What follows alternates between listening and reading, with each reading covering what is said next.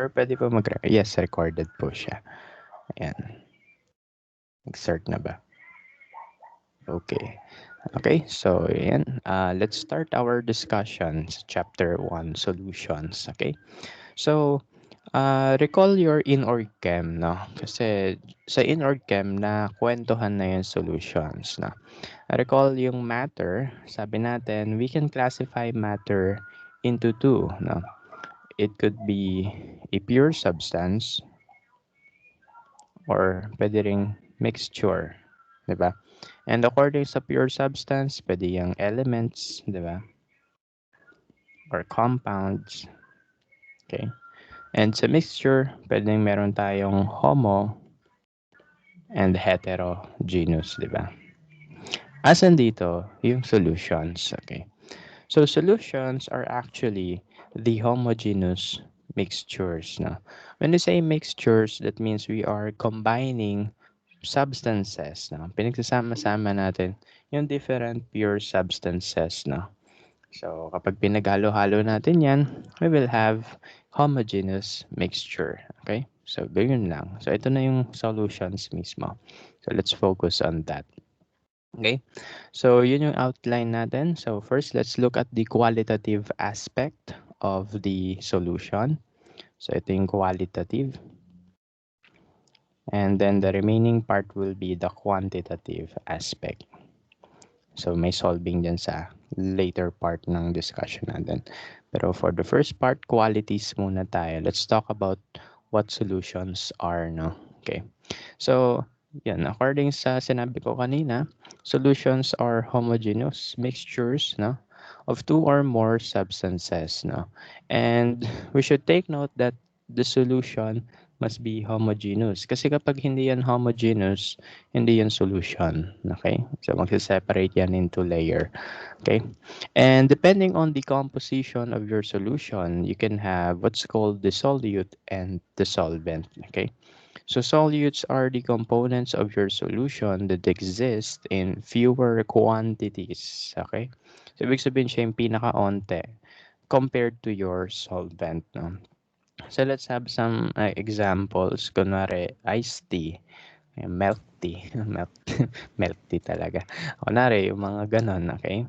So, based on the composition niya, iced tea na lang. Ano yung marami doon? Water, di ba? So, you have to have around 1 liter of water and then, ang solute mo ay yung few grams of the iced tea powder. Okay? So, what happens when you pour your iced tea powder sa water? Natutunaw yun lahat, no? So, you stir it until it is clear, no? Lahat yun ay tunaw na. So, that's how you make solutions, even sa chemistry, no? So, you have your solute, and then you will place it in your solvent. You mix it until it is fully clear. Okay? So, yun yung solution. Again, ano yung components ng solution? Solute and solvent. Okay? Solutes, yun yung onte. Solvent, yun yung marami. Okay? Another example would be, for example, you are preparing ORS, oral rehydration salt. Yung kapag may diarrhea ka, no? Okay, so ano ginagawa doon? Kuha ka isang basong water, di ba? Ang isang basong water, that's around 300 to 500 ml. So, anong gagawin mo sa ORS powder? Ilulubog mo doon sa solution and then you will stir it until it is clear. Okay. So, ganun. Basta may pinaghalo ka and then homogeneous siya, ang itsura niya, that's a solution. Okay? So, yan. And depending on the nature of your solute and your solvent, your solution may have different appearances, no? Hindi lang siya liquid solution. Pwede rin may gaseous solution and solid solutions, no? So let's look at some example ng gas solution. Example ay air. So ang air, that's mostly nitrogen gas, oxygen gas, and then the rest ay traces of other compounds such as carbon dioxide, methane, argon, no? So yun yung mga nakahalo sa air. No? It is composed of more than two substances, no? And yung final appearance niya ay gas, no? So as long as homogeneous yung appearance ng mixture, solution yun. Okay? Tignan naman natin yung liquid. Kunwari, mga metal nyo, kaya mga solder, yung panghinang. So, they are composed of two or more elements. No? For example, sa metal yung bronze, that's copper and zinc. No? So, solid yun. Pero for the purpose of analytical chemistry, we will be talking about liquid solutions. Okay? So, yung mga liquid lang tayo. So, yun lang. Okay? So, yan. Depending also on the amounts of your solute in your solution, we can have the three types of solution. Pwedeng saturated solution, pwedeng unsaturated solution, and pwedeng supersaturated solution. What's the difference between the three? Okay. Kasi ganito yan. Our solution, okay, or our solvent can only dissolve few amounts of solute. May capacity lang na kaya tunawin. For example, nagtitimpla kayo ng buko juice. 'Di ba kapag nasobrahan ng mantika, mantika tuloy. Ay, magpiprito ka. Asukal. Pag nasobrahan ka ng asukal, what happens? Namumuo yung asukal sa ilalim, 'di ba? Kahit ano gawin mo, hindi yung matutunaw. Super tamis na, no? So, ganun kasi. Yung ating solute, may maximum limit lang siya sa solvent, no? Hanggang dun lang yung pwede matunaw. Anything beyond that, hindi na pwede siya matunaw. Okay? So, depending on the amount of your solute in your solution, meron saturation. Okay? So, una is the unsaturated. Yung unsaturated, that means you have less solute than the maximum capacity that your solvent can dissolve. No? Ibig sabihin, onti lang yung solute mo. Okay, so let's say buko juice. Let's say isang kutsarang asukal, hinalo mo sa 1 litrong buko juice. So walang lasa 'yon, no? So matabang. So unsaturated 'yan. Then punta tayo. Dagdagan ng sugar until okay na yung lasa. Kahit yung enough na yung amount ng sugar sa solution, no? So, yun yung saturated na. When the amount of your solute is the maximum amount that your solvent can dissolve. Okay. So, na-reach nyo niya yung ceiling. Okay. Na-reach nyo na yung maximum capacity. That's the saturated solution. Pero, if you continue to add your solute, let's say asukal, ano mangyayari? Some of the sugar particles will crystallize, no? Hindi na sila matutunaw. And that's the point ng supersaturation, okay? Pag yung inyong solute ay super dami na compared to what your solvent can dissolve, no? Hindi na kaya ng solvent tunawin yung sobrang sugar. So that's why they crystallize, no? So let's look at some example here sa ating virtual lab, okay? So, tatlo yung virtual lab natin today. Kakalikutin lang natin sila lahat. Okay. Medyo matagal yung discussion natin today, ha? Okay. Yung link ng virtual lab nasa dulo ng PDF file ng lesson. Okay. For example, this is our copper sulfate, copper 2 sulfate. This is our water. Maglagay tayo ng onte. Okay.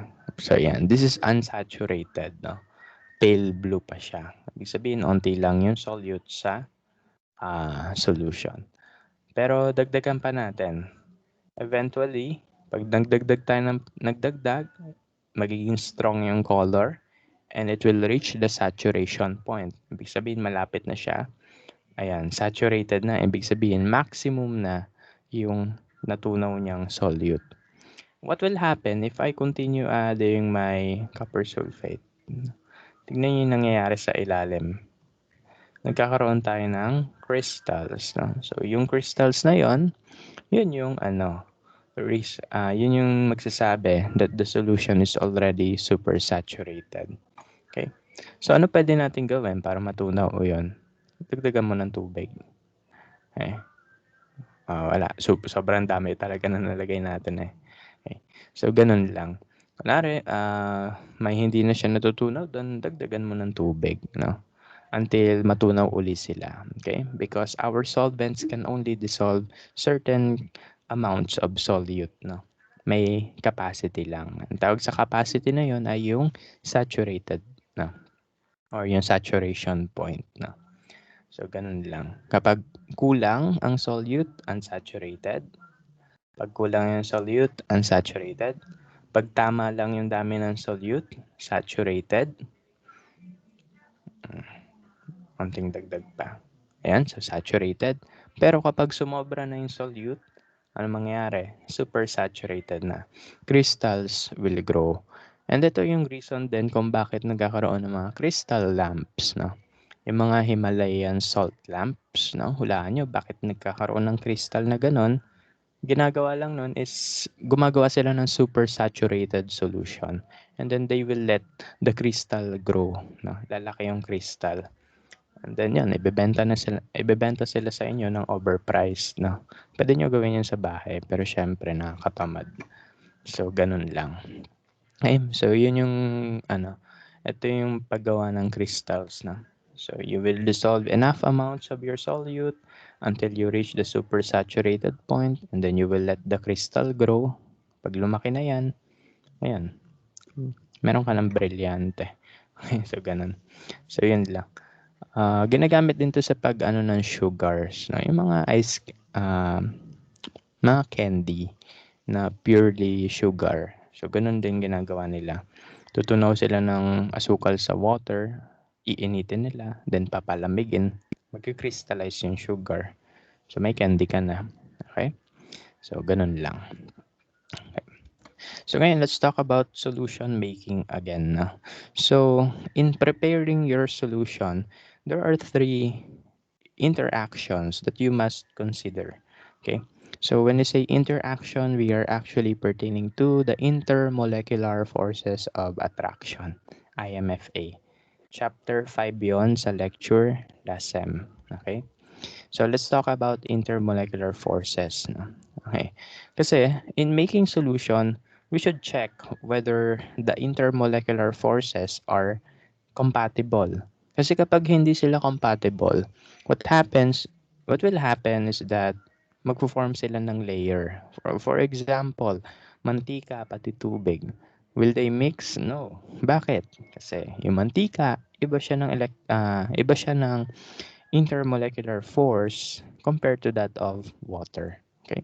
So pag magkaiba ng IMFA, hindi sila maghahalo. Pero kapag parehas sila ng IMFA, maghahalo yan. Okay?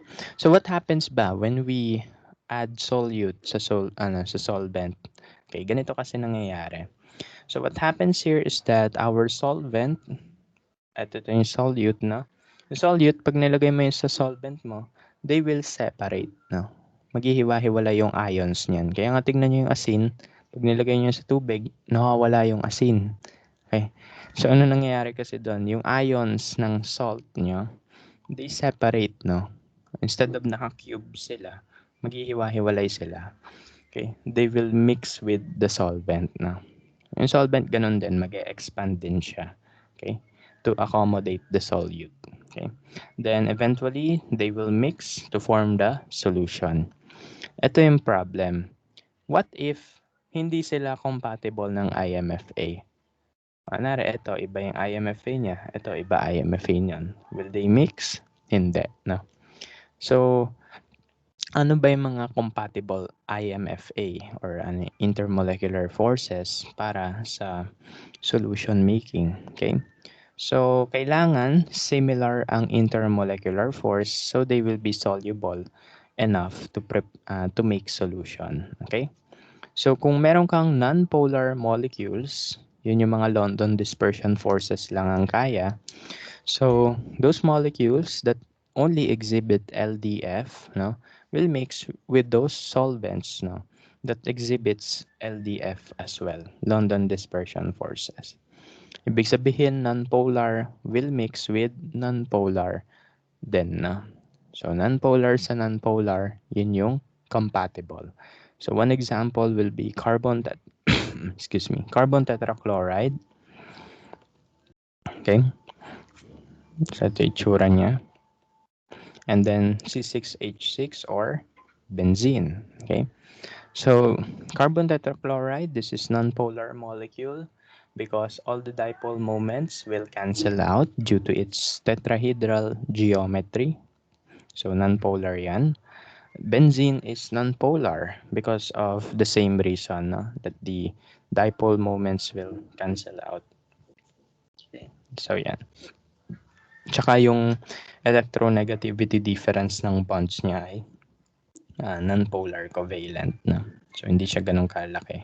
Okay?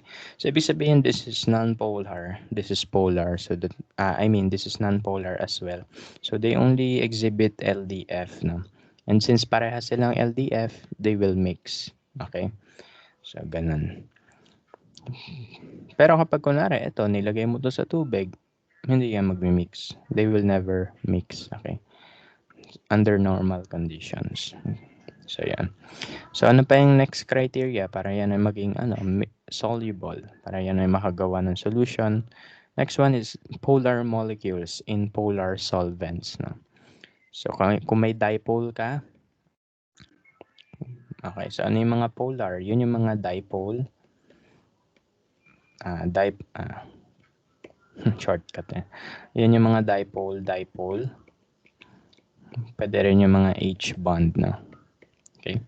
So, example niyan would be ethanol in water. Yun yung nasa alak. So, this is ethanol. This is water. They will mix due to the reason na sila ay parehas polar. Okay. So, both molecule exhibit dipole and H bond attractions. Okay.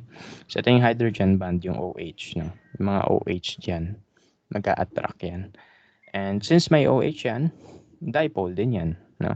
So, ganun lang. What else? No? Yung mga ionic compounds. Ionic compounds are more soluble in polar solvents compared to non-polar solvent. Why? Meron kasi tinatawag na ion-dipole interaction. So, hulaan nyo ano meron sa ion-dipole interaction.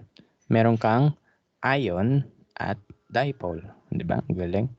So, ano ba yung ion? Yun yung mga nasa ionic compounds. For example, Na+, Cl-. Ano yung dipole? Let's say, water. Recall, yung dipole ng water, ibig sabihin nun, may partial charges siya.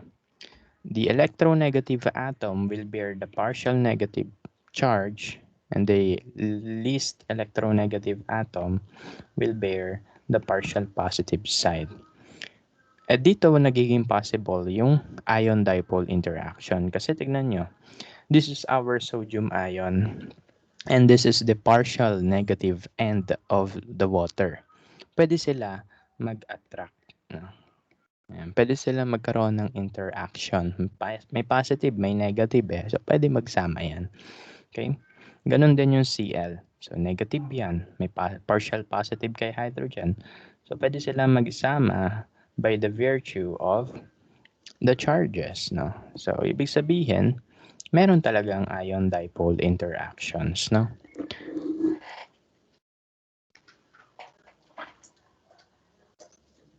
Lobat lang yung laptop, okay? So, yan. So, yan yung additional IMFA natin, ion-dipole interaction. Okay? So, again, what are the criteria for us to make solutions, no? Una, you should have non-polar solute and non-polar solvent. Magmimix yun because they both exhibit LDF, London dispersion forces. Number two, yung mga dipole and hydrogen bonding molecules, pwede sila maghalo with molecules na ganun din yung kanilang IMFA. Okay, so dipole sa dipole, H bond sa H bond, no? Yun yung mga pwede. And then lastly, yung ionic compounds natin, yung mga ions, okay sila sa dipole because of the partial charges ng dipole. Okay? So, pwede sila mag-interact with the partial charges. So, they will be dissolved, no? Magmimix sila. Okay? So, yun. That's why yung asin, try nyo lagay yung asin sa tubig. Tunaw yun. Try nyo ilagay yung asin sa mantika. Walang mangyayari. Kasi yung mantika, London dispersion yon, ang asin, ionic compound. Hindi sila magmi-mix. Pero kapag ang asin, nilagay mo sa tubig, may dipole, merong ion, magmi-mix yan. Okay? So, yun yung solution process. Also, depending on the nature of your solute, you can have either an electrolyte solution or a non-electrolyte solution. Ano ba yung mga solute? Okay, so yung mga solute natin, nagbabago-bago ng characteristic yan. Pwedeng ionic compound ang solute mo, such as NaCl. Pwede rin namang molecular compound ang iyong solute, such as ethanol. Okay? So when you mix your solute with your solvent, depending on the nature of your solute, pwede kang magkaroon ng electrolyte or non-electrolyte solution. What's the difference between the two? Pag sinabing electrolyte, it can transmit electricity. It can conduct electricity. Okay? Why? Because pag electrolyte solution, there are charged particles in your solution. May charged particles dito. So, ibig sabihin, sining gumagawa ng electrolyte solution? Ang solute na ionic compound. No? Because sila lang naman yung pwedeng source ng charged particles. Sila yung source ng ions. Okay? So, electrolyte solutions are composed of ionic compounds na. Kapag sinabi naman nating non-electrolyte solutions, they do not conduct electricity. Why? Walang charged particles. No? Okay, so ano yung examples nun? Alcohol, asukal sa tubig, no? So yung mga molecular compounds na yon, meaning mga covalent compounds na. So yung mga ganong substances dissolved in water, they will not conduct electricity because there are no charged particles in your solution. Okay? So ganun lang. Again, ionic compound, electrolyte, molecular compound, non-electrolyte solution. Okay? Punta tayo sa electrolytes now. Depending on the degree of dissociation of your ionic compounds, no? Depende sa degree ng separation ng ionic compounds nyo, you can have either a strong electrolyte or a weak electrolyte solutions, no? So, ano yung difference nila? Pag strong electrolyte, it will transmit most of the electricity. It can conduct most of the electricity. So, malakas yung, let's say, yung ilaw ng bombilya. Okay? Kasi malakas yung transmission ng kuryente. Okay? Pero kapag yan ay weak electrolyte, that means there are only few ionic particles in the solution. So, since onti lang yung ionic particles doon, onting kuryente lang din yung matatransmit. No? So, bakit? Depende yun sa nature ng iyong electrolyte. No? Meron kasing electrolyte that fully dissociates. That means they will all separate into ions. And there are electrolytes or ionic compounds that do not fully dissociate. No? So, ano yung mga example ng mga nagpo-fully dissociate? Yan yung mga salts, no? Though not all, hindi lahat, no? Pero most of them ay salt, such as sodium chloride, no? So, yung sodium chloride, yan ay may metal cation, and yan ay may non-metal anion. So, may tendency talaga yan na maghiwalay lahat yan. Okay? So, yung full dissociation ng ions ng iyong ionic compound that is composed of metal and non-metal, that will give its characteristic na strong electrolyte yan. Okay? Although not all the time, ha? So, malalaman nyo yan pag nag-discuss na tayo ng gravimetry. Okay? Next one, weak electrolyte. No? Pag sinabi nating weak electrolyte, these are ionic compounds that do not fully dissociate. Okay? So, ibig sabihin, hindi lahat ng cations humihiwalay sa anion. Clingy yung iba. Okay? So, ano yung mga common example nun? If you have an um, organic anion, such as this one, this is acetate. Okay? Acetate ion yan from acetic acid. This is acetic acid. Suka yan. Okay, so yung suka, weak electrolyte yon because may organic molecule yung nandun eh, yung acetate anion. Okay. So and it will not fully dissociate the hydronium ion. Okay. Hydronium cation. Okay. So yun. So yun yung mga possible factors kung bakit hindi sila fully dissociated, no? May mga organic anion at pwede rin maging reason yung precipitation reaction.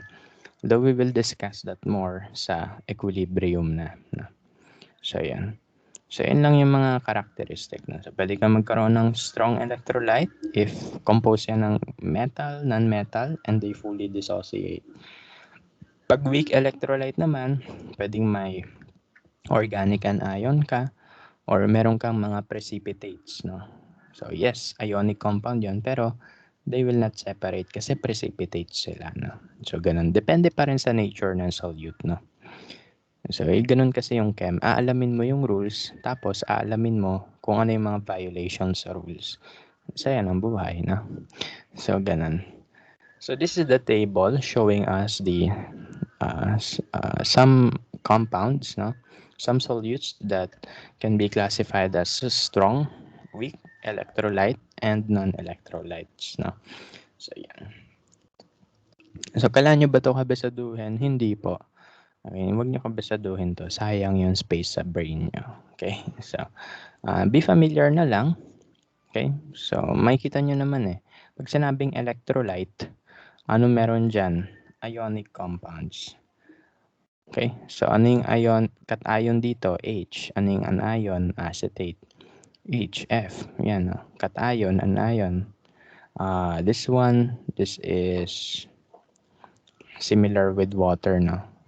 Pag itong NH3 na sa water, it becomes ammonium hydroxide, no? We'll discuss that sa equilibrium na. Okay. Yung water, pag yan ay nasa tubig, yung water nasa water, nagiging hydronium ion yan, H3O+, no? So, may cation and may anion din doon. Okay? So, yan. So, yan. Lahat yan, may mga cation and anion. Okay? Pag non-electrolyte, tignan nyo. Yan ay mga molecular compounds. Ibig sabihin, walang cation, walang anion. Sir, paano ko po uli malalaman kapag molecular compound yan? Number one, ano yung number one? Walang charged particles. Pwede yung partial charges. Partial charges lang. Okay. Walang cation anion. Okay. So, ganun lang. Sir, paano uli malalaman yung partial charges? Ano na yun? Gen Chem na yun, no? So, balikan nyo yung video natin doon sa chapter 3. Okay? Chapter 3, molecular geometry. Na-discuss yun last sem. Okay? So, ganun lang. And then lastly, how do we prepare solutions? Okay. Mamaya, malalaman natin how much solute ang needed to prepare certain concentration of solutions. No? So, gagawin nyo, magsasolve kayo, how much of the solute ang kailangan, and then you will transfer them into your volumetric flask. Always volumetric flask ang gamit. Okay? Then you will pour water halfway. Okay? You can use beakers. Pwede rin namang wash bottle. Although wash bottles are preferred. No? So yan, you will pour water halfway and then you will mix it. Swirl nyo yan. And then once all your solutes are dissolved, you fill it up to the meniscus mark. Okay, again, lower meniscus. Ha? So yan. So let's try to do this now. Try tayo gumawa ng solution using our virtual lab. Okay? Explore nyo na lang to after the class, no?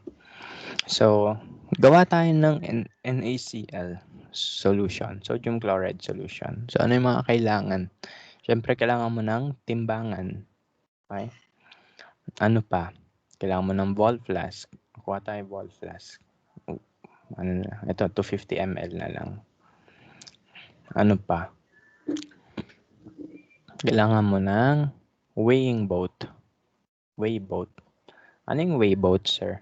Yan yung lalagyanan ng solute. Siyempre, yung tinitimbang mo, hindi mo yun ilalagay directly sa timbangan. Kailangan may lalagyanan. Minsan, ang ginagamit namin sa chem lab ay, alam niyo yung sa ketchup ng Jollibee. Yun. Notorious kami sa Jollibee, no? Tsaka alam nila. Nung undergrad kami, ginagawa namin. Lahat kami pumupunta ng Jollibee, kanya-kanyang kuha ng lalagyanan ng ketchup. Yan. Pwede mo gawing way boat yan. Pero kung hindi ka talaga makapunta ng Jollibee, no? Kuha kang papel. Ifo-fold mo na lang siya into this shape, no? So, yun, pwede yan. So, yun yung mga way boat, mga lalagyanan ng solutes. Ano pa kailangan natin? Pipette. Okay, so kailangan may pipette kayo. Ay, hindi. Wag na muna tayo mag-pipette. Kasi yung gagawin mo dito, yung tubig mo, ibubuhos mo directly dun eh. Okay. So, mamaya, tignan natin. Walang wash bottle dito. Kuha tayo NaCl. Zoom natin, ha?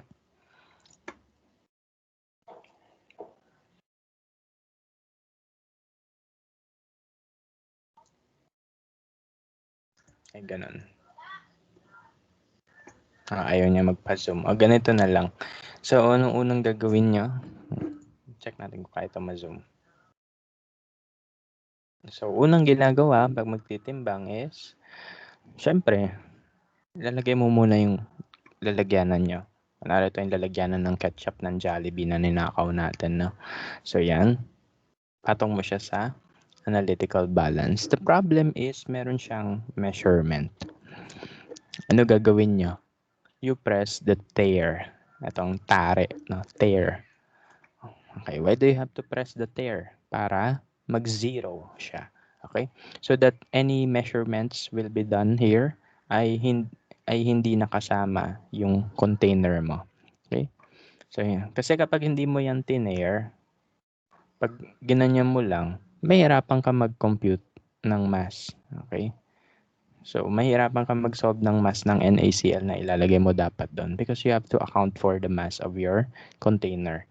Pero kung gusto mo mas madali, press mo lang yung tare, auto zero yan. That means kung gaano karaming NaCl na nilagay mo, yun na yung mass niya. Wala ka nang gagawin na extra calculation. Okay? Then yan, pagka tare, ibig sabihin kung ano ilagay mo sa loob niyan, yun na yung mass ng substance na yan. Maglalagay tayo NaCl. Okay? So yan. So syempre, pag magbubukas kayo ng chemical, naka-angle siya.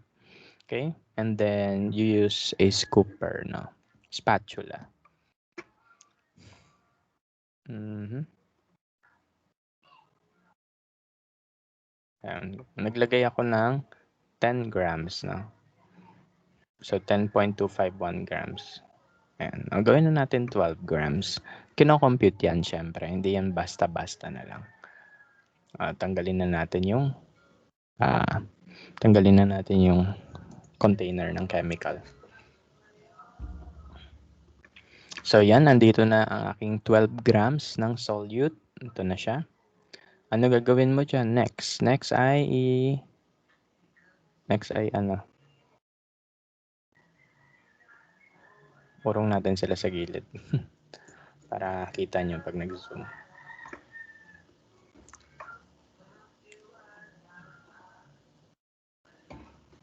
Nagulo na yung mantika. Timbangan natin. Okay, so ito 12 grams ng solute yan. Yun na, 12.5126. Okay. Then ano gagawin? Lalagay mo siya sa ball flask. Pwedeng gumamit ka ng tawag doon? Glass funnel, no?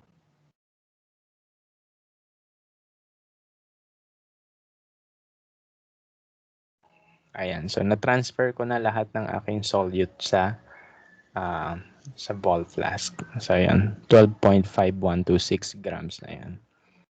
Then, what's next? Gamit kayo wash bottle. Kaso, since ito, online class, walang ganon, no? 1 galon yung ilalagay natin. Okay. Pero wash bottle pa rin gamit. Buhos-buhos ka lang ng water. Okay. Kalahati muna, tapos i-mix-mix mo yan. Mix natin. Shake, shake, shake. Halo-halo. Balik-balik rin mo yan. Ayan. Pag okay ka na maghalo, feeling ko okay na yan. Tunaw na yan kunwari, na. So, pupunuin mo na siya. Okay. So, computein na natin para eksakto.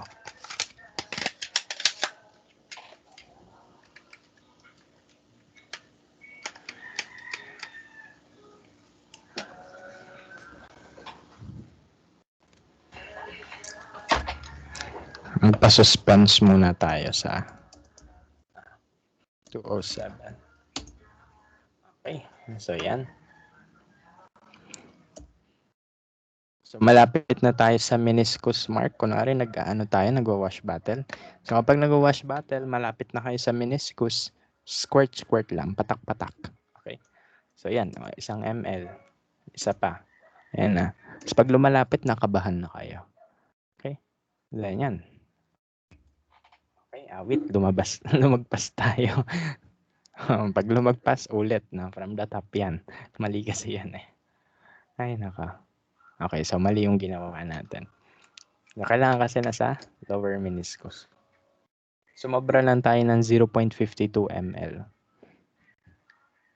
Hindi ba siya nag-ano kanina? Anyway, basta ganun, kailangan lower meniscus. Kapag may lumagpas onte, ulit from the top.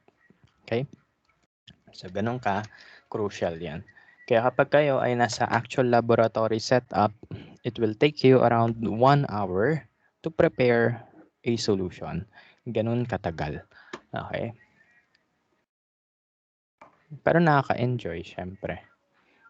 Tagal nga lang. So, basta ganun na lower meniscus parate. So, that's how you prepare solutions. Okay? Lipat ko lang dito. So, ganun. Okay, so tapos na tayo sa qualitative aspect. Tapos na tayo sa qualities. Ngayon, let's talk about the quantitative part. Ibig sabihin, solving na tayo. If you have questions, na lang sa chat box. So, kung wala naman, continue lang tayo. Tuloy-tuloy lang tayo. Okay, so for this part of the lesson, ito yung other half ng lesson, we will talk about the quantitative aspect ng solution. So basically, we are going to solve for the concentrations of the solution. Okay. So when you say concentration, ano yun? Di ba, mapapansin nyo, kunwari bumili kayo ng juice, nakalagay doon, concentrated. Di ba? Ang meaning nun is that mataas yung amounts ng solute sa solution. Okay? So, ibig sabihin, ang concentration unit in general sense, no? The concentration unit tells us the amounts of the solute present in our solution. So, if mataas yung solute sa solution, if mataas yung amount ng solute sa solution, ibig sabihin, mataas ang concentration or concentrated. Pag mababa yung amount ng solute sa solution, low concentration yan. Pero syempre, tayo as scientists, we follow numerical values parate. No? So, hindi dapat tayo reliant lang sa, yan, masyadong concentrated na yan. We need numbers, okay? So, nasa-solve naman yan, okay? So, using the 6 general equations na magagamit natin for the entire semester. Okay? So, yan. So, again, itong 6 na equation, ano yung purpose nila? To tell us the exact concentration or to tell us the exact ratio of the solute in our solution. So, yun yung purpose nila. So, since ratio yan, bigyan ko na kayo idea, pag ratio, ibig sabihin, may fraction. So, ano yung nasa numerator? Ano ba yung nasa sentence? Ratio ng solute sa solution. So that is, yung numerator ang solute, yung denominator ang solution. So ganun yung format ng equations natin. Okay? So let's start. Percent by mass. Okay, so percent by mass is the ratio of the mass of your solute and the mass of the solution. In equation, that's M solute divided by M solution. Take note, solution, hindi solvent. Okay? Kasi mamaya, baka solvent lang ilagay nyo dyan, no? Saan ba gawa yung mass ng solution? Ang mass ng solution ay mass solute plus mass solvent, ha? Baka kasi ang ilagay nyo lang sa denominator ay yung solvent lang. Mamamali kayo doon. Kailangan solution. Pag given yung mass ng solution, yun lang ilalagay mo. Pag given yung mass ng solvent, you have to add the mass of solute pa. Okay? Times 100. Okay? Also, when using mass, kailangan same yung units. Kung grams to, grams din yun. Okay? So, yan. Let's have this example, although andyan na yung sagot. Kasi sabi ko nga, dadaanan lang muna natin sila. Sa Friday na tayo mag-actual solving. Na? Okay. So gusto ko practicein nyo pa rin to after. Kasi sa Friday, magre-recite na tayo. Hindi siya graded. Mag-recite yung gusto mag-recite sa Friday. Okay? So let's talk about this. A solution was prepared by mixing 29 grams of sodium chloride with 300 grams of water. Find the percent by mass of NaCl. So yan, you are given two substances, NaCl and water. Now, sino yung solute? Malamang kung sino yung onti yung mass, siya yung solute. Okay? And then, also sa chemistry, basta sinabing solvent, water agad yon. Kasi anachem to. Ang ano ba yung ginagamit natin panghalo ng solution? Tubig, no? So always sa anachem, ang solvent ay yung water. Okay? So ganun. So ito yung solute kasi siya yung onte. Ang solvent yung water. Okay? So according to the equation ng percent by mass, that is mass solute divided by mass solution. Okay? So ito yung mass ng solute. Ito ba yung mass ng solution? Hindi. Ito yung mass ng solvent. No? So that means hindi ito yung ilalagay mo sa denominator. Ano dapat? Yung sum ng mass ng solute and yung mass ng solvent. Kasi baka yun yung magkamali kayo. No? And maraming nagkaganon. Yung mass ng solvent lang nilalagay nila. Magtatampo yung solute. Okay? So, ganun. So, kailangan ipag-add mo sila unless stated yung mass ng solution.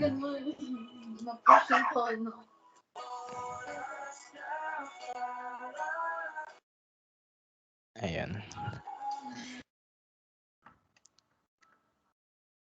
Okay. So, ganun lang ha. Ipag-add nyo yung mass ng solute pati ng solvent. So, ganun. Huwag nyo kakalimutan kasi solution yung nasa baba dapat. Okay?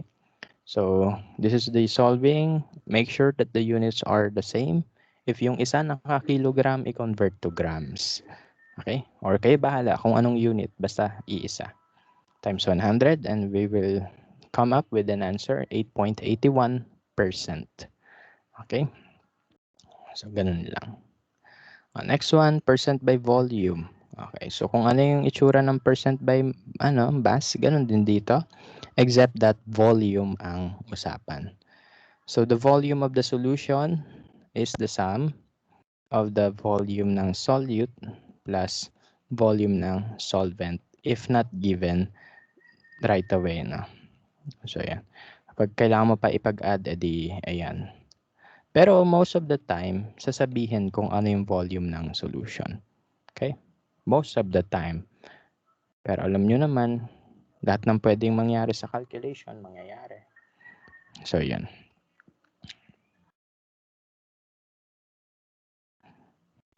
And so, let's have this one. A certain alcoholic beverage is 10% ethanol in volume.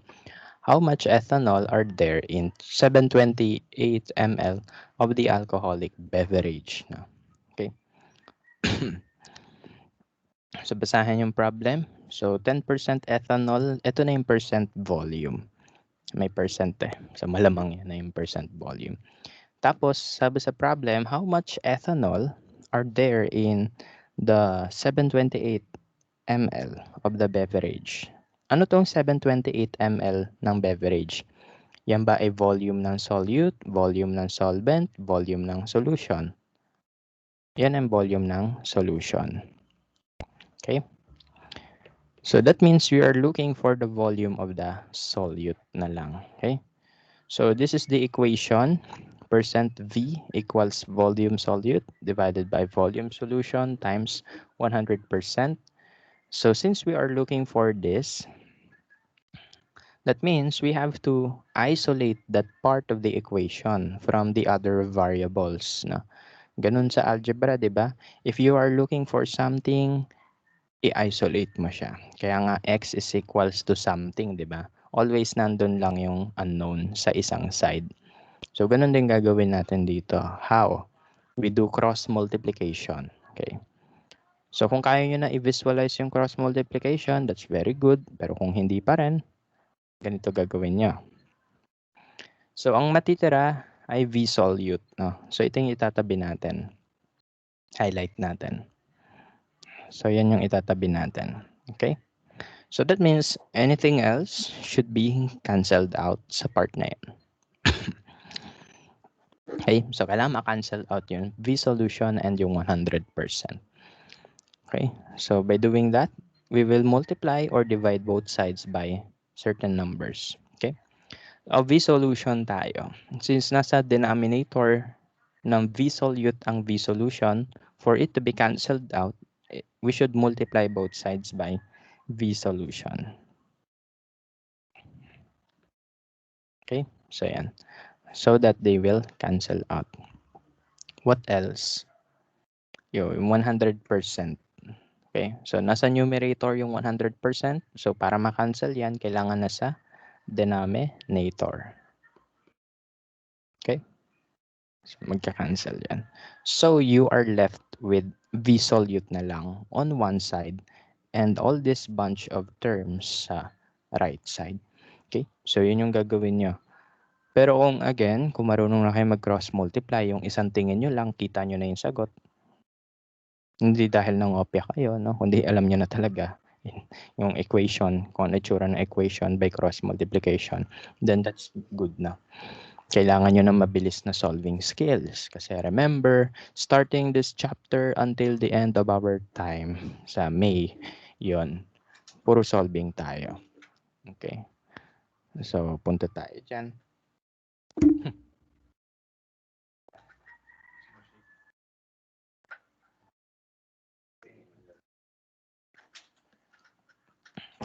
Okay, so anyway, so basta ganun ha.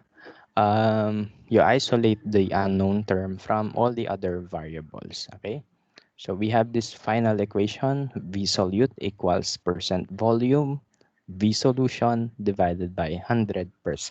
And then the rest is just plugging in the numbers. Plug in mo na yung numbers. 10%, 728 ml, 100%. Then you will come up with the final answer, 72.8 ml. Ganun lang. Easy lang, di ba? Yes, easy lang. Yan. Na. Again, paki-take note lang yung equations. Na, pati mga kalikot-kalikot, ha? Next meeting, kayo-kayo na yung magsasolve mismo. Okay? Sabay-sabay tayo magsasolve. Okay? So for now, chill lang and kinig lang. Next one. This is the most important concentration unit sa chemistry. Molarity. Okay? Especially analytical chemistry. Okay? So molarity is the ratio of the moles of your solute over the volume of the solution in liters. So that's why its formula is this now.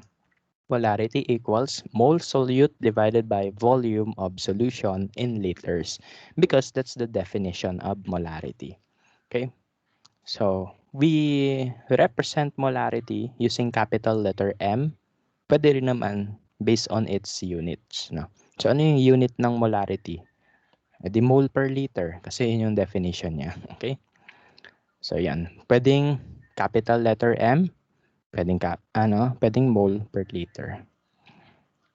Mas minsan, pwede natin tawagin yan na molarity. Pwede rin natin tawagin na molar. And sometimes we express molarity using square brackets. Okay? Pag may nakita kayong square bracket mamaya, ito yung square bracket ha. Pag may nakita kayong ganyan mamaya, molarity yon. Okay? So, ayan. So, that's the equation for molarity. Molarity equals mole of solute divided by volume of the solution in liter. This is the question. How do we solve for the moles of the substance using its mass? Diba sinabi ko kanina magtitimbang kayo? Ito na yon. Okay, so paano nga ba nagko-compute ng mass from your moles? And vice versa. Ganito lang, gamit kayo ng triangle. Lahat ng equation sa chem, puro triangle. Itong molarity, triangle din yan. Okay? So pakita muna natin yung triangle ng triangle ng mole. Okay? So ano yung triangle para sa mole? You have your mole here. This is the mass and this is the molecular mass or the molar mass. Okay? So if you are solving for mole, takpan mo yan. That's M divided by MM. Mass divided by molar mass. Okay? Kapag yung isa nasa taas, siya yung numerator. Pag yung isa nasa baba, siya yung denominator. Paano naman kapag mass yung hinahanap mo? Takpan mo yan, ano yung matitira? Mole pati mm. So since magkatabi sila, you multiply them. Nare, hinahanap mo molar mass. Paano yan? That's mass divided by the mole. So ganun lang ang paggamit ng triangle ng buhay. Okay. So lahat ng equation, so may ikot sa triangle. Illuminati confirmed talaga. Okay? So ganun. So that means we can further expand our equation as capital letter M, molarity. So ano yung mole? That can be expressed as mass divided by the molar mass ng solute divided by the volume of the solution in liters. Okay? So yan. Tapos ano pa pwede gawin sa fractions? Yung fraction pwede pagsama-samahin. Okay? Kapag yung numerator nyo may denominator siya, okay, I mean sa numerator nyo may denominator doon sa numerator, such as this one. Di ba ito yung entire numerator? Mas may denominator doon sa numerator. Pwede mo yun isama sa baba na lang. Pwede mo sila pagtabihin. Huwag kayo matakot sa fraction na. Nung bata ako, takot ako dyan. Kaya mababa grade ko sa math. Pero nung tumanda na ako, chill na lang. Hindi naman ako matanda. No? Kaka 23 ko pa lang. And ayun nga yung nakakatakot. Midlife crisis ko na. No? So yan. So anyway, midlife tuloy. Quarter life crisis. Ibig sabihin, ito na yung time na maghahanap ka ng insurance, etc. No? So, ganun. SKL. Anyway, so yan ha. Kapag may yung numerator nyo, may denominator doon sa taas, pwede nyo itabi yun dito sa baba. Okay? Pwede nyo pagsamahin yan. So, this is our general equation for molarity. Yan na yung pwede nyo kalikutan. Actually, pwede natin yan ilagay sa triangle, no? Triangle na maraming boxes nga lang. So, ito yung molarity, ito yung mass, ito yung molar mass. Ang daming M, no? So, ito yung volume in liter. So, parang ito lang yan. Takpan mo tong molarity. Ano equation? Mass divided by mm V2. Yun lang. O, kunwari, hinahanap molar mass. Paano yan? Mass divided by M times VL. Kunwari, hinahanap volume ng liters. Volume in liters. Ano equation? Mass divided by molar mass and molarity. So, ganun lang. Ngari, hinahanap yung mass, edi multiply mo lahat yan. So, ganun lang. So, yan yung use ng triangle. Sir, paano ka nakakaisip ng triangle na yan? Tignan mo lang yung equation as triangle. Nakikita nyo ba? Kung hindi, di hindi. Instinct ko na lang yan. Pag nasa numerator, nasa taas yan. As etong mga nasa gilid, denominator yan. So, yan. Using this triangle, you can derive different equations. Ha? Pag hinahanap yung molar mass, that's mass divided by molarity times volume. Pag volume hinahanap, mass divided by molarity times molar mass, etc. Okay? Ganyan yung style namin last sem, no? Di ko alam kung naalala pa nila yung mga Illuminati triangles namin dati. Pero ganun. So let's try this one. Calculate the molar concentration of ethanol in an aqueous solution that contains 2.30 grams of ethanol, 46.07 grams per mole in 3.5 liters of solution. So, paano lang yan?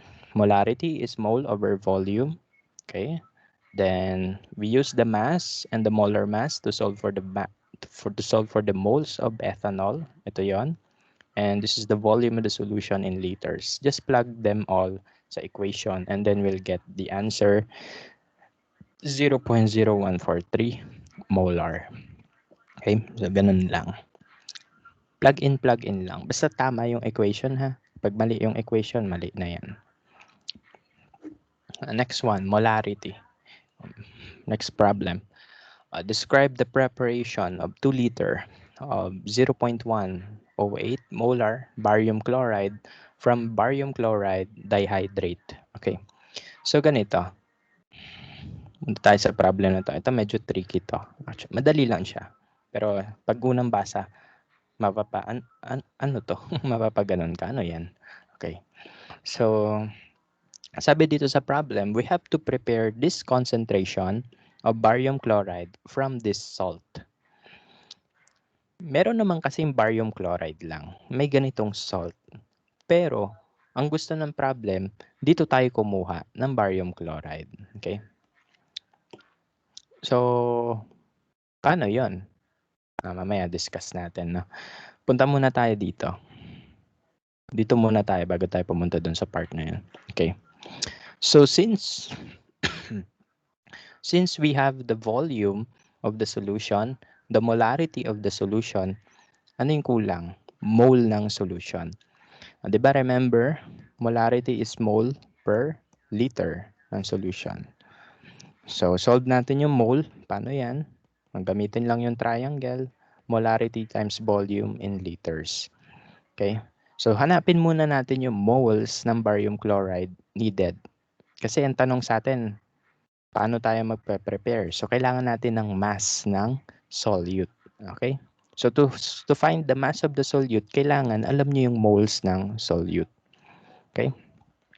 So, that's mole equals the molarity, 0.108 molar. Teka lang. Dito na lang para may space. Molarity times volume in liters. So, that's 0.108 mole per liter. Expand ko na ha. So, that's 0.108 moles per liter times 2 liters. We will cancel the liters and then we'll end up with 0.216 mole of barium chloride. Okay. So, yan yung moles ng barium chloride needed to prepare this solution. Okay. Ang tanong, anong mass ng barium chloride dihydrate ang kailangan mo? Okay. Again, barium chloride dihydrate ang mass na kukunin, hindi barium chloride lang. Kasi sabi ng problem, dito tayo kukuha ng solute. So, paano yun? Ganito lang. Look at the equation. How many moles of barium chloride are there sa barium chloride dihydrate? Tignan nyo lang yung equation. If walang nagbago, if wala yung coefficient, for example, itong 2, pag walang ganun doon, that means 1:1 yung ratio nila. Kung ano yung moles ng barium chloride na need mo, yun din yung moles ng barium chloride dihydrate ang need mo. Okay? So, ganun lang. Kasi baka mamaya may 2 dito or may 3 dyan. So, kapag may 3 dyan, may 2. Ita times 2 mo to or ita times 3 mo yon. Pero in our case, 1:1 lang yung ratio. So, isang barium chloride dihydrate ang equivalent niya sa kanya. Okay? So, we will explore more of that next meeting, no? Yung iba-iba yung ratio nila. Iba-iba yung dami. Next meeting natin yon masosolve. Okay? Sa ngayon, basics muna tayo, ha? Okay? So, ayan. So, isang mole ng barium chloride kada isang mole ng barium chloride dihydrate. So, 1:1 ratio. That means kung 0.216 mole ng barium chloride ang kailangan, that means na 0.216 mole ng barium chloride dihydrate din ang kailangan. Equivalent yan na.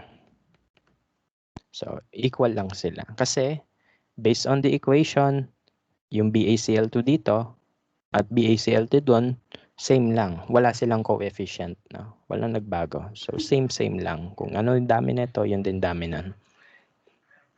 Okay? So, ngayon, nakuha na natin yung moles ng barium chloride dihydrate. Ito yung ating solute. Okay?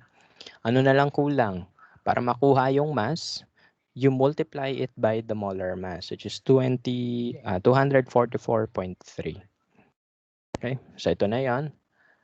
216 mole barium chloride dihydrate times the molar mass, we get 52.8 grams of barium chloride dihydrate. So, the final answer is, ito, dissolve 52.8 grams of barium chloride dihydrate in water, then dilute it to 2 liters. Kumbaga, sa preparation ng solution natin, balik ulit tayo dito. Remove ko lang to. So that means kung kayo magtitimbang kayo ng barium chloride dihydrate, 52.8 grams yung kailangan nyo. Okay? O, kunwari, ito yung barium chloride dihydrate, ha? Ito. So, magtitimbang kayo ng 52.8. No? Dami niyan. Okay. So, yan. Yan na yung 52.8 grams ng barium chloride. Kuha ka ng wall flask na 2 liters. Ay, hanggang 1 liter lang meron dito.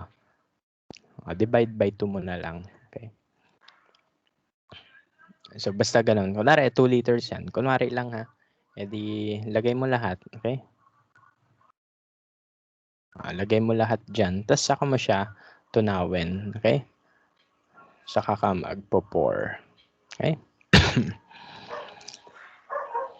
Okay? So, ganun lang.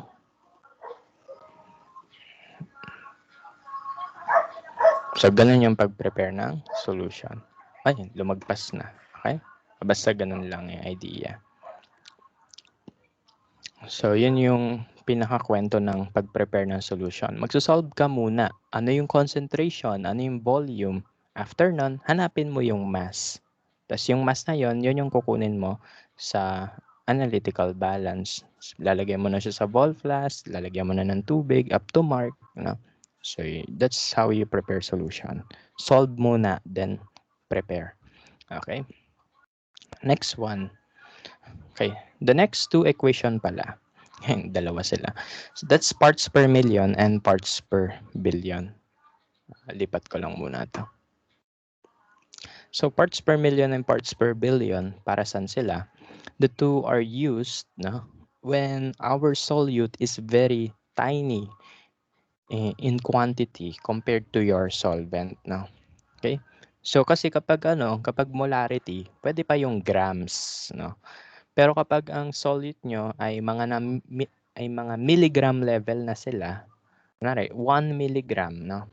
Kapag ganun na onti yung solute nyo, 1 milligram, 1 microgram, hindi na kailangan gumamit ng molarity. Bakit? Ang onti kasi ng numbers para doon. Masyadong maliliit yung numbers. Magiging scientific notation yan. Okay? So, instead of using molarity, we instead use parts per million and parts per billion. Bigyan ko kayo example kung saan ginagamit yan. Sa water bottle. Pag bumili kayo ng tubig, may nakaganito sa likod yon. Nakalagay dyan, calcium, magnesium, sodium, potassium, bicarbonate, sulfate, nitrate, chloride. And then at the right side, you will see mg per L. Yung mg per L, that's parts per million. It tells you that for this brand of water, it has 104 milligrams of calcium ions per liter of your drinking water. Ganon din sa magnesium, 3.7. And sodium, na. So, imagine nyo, gano'ng kaonte yung milligrams. So, kuha kayo toothpick, no? Kuha kayong toothpick, ibaon nyo sa asin, then itaas nyo. Yung matitirang asin sa taas ng toothpick, ganun yung milligrams, no? Tapos ihalo nyo yun sa litro ng tubig. So, ganun siya kaonte. Okay?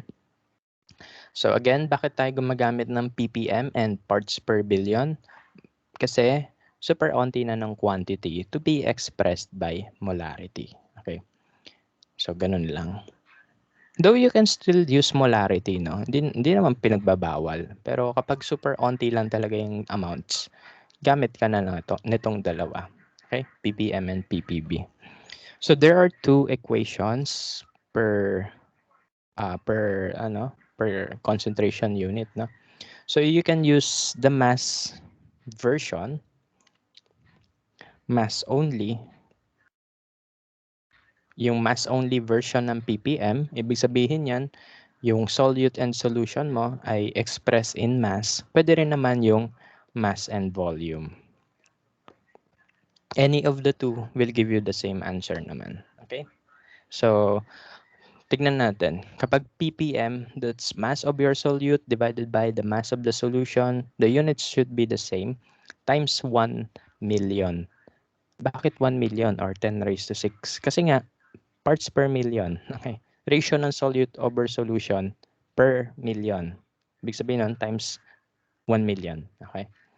So, pag parts per billion naman, that's the same mass of solute over the mass of the solution times 1 billion or 10 raised to 9. Pero this is uncommon sa chemistry, especially sa anachem. Bakit? We are dealing with liquid solutions. So, instead of using these equations, we use this version. Okay, so ppm is also written as milligrams of your solute divided by the liters of the solution. Pag kinuha mo yung ratio ng dalawang units na yan, 1 million din yan. Okay? So 1 million yung factor between the two units. So ganun din sa parts per billion. Instead of milligram, you use microgram. Okay? So ayan. So that's microgram divided by liters of solution. Pag kinuha mo yung ratio ng dalawang units na yan, that's 1 billion. Kaya nga parts per billion. Okay. So you can use either of the two, but again, ito yung ginagamit sa anachem, itong nasa right side. Let's have some few examples lang.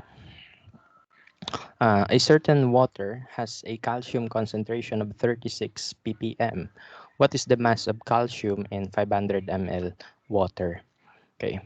So 36 ppm, ito na yon. Ito na yung ppm na yan. Ang water mo, 500 liters, so that's your liter of solution. Ang tinatanong, ano yung mass ng calcium? So you are asked to solve for the milligrams of solute. Okay? So, ang gagawin, cross-multiply. So that's milligram of solute equals ppm times the liter of the solution. Okay? So yung 36 ppm, you can rewrite that as milligram per liter times the volume of the solution in liters. Again, in liters. Yung 500 ml, convert nyo pa into liters by dividing it by 1,000. Okay? Then, multiply mo yan, you will see na 18 milligrams ng calcium ion ang nandun sa kalahating litro ng tubig. Okay? So, ganun lang. Next meeting, marami tayong isa-solve na ganito, ha? Chill muna ngayon. Last one, P functions. Hindi pa to last na topic ha. Last pa lang to sa second topic. Okay. So P function.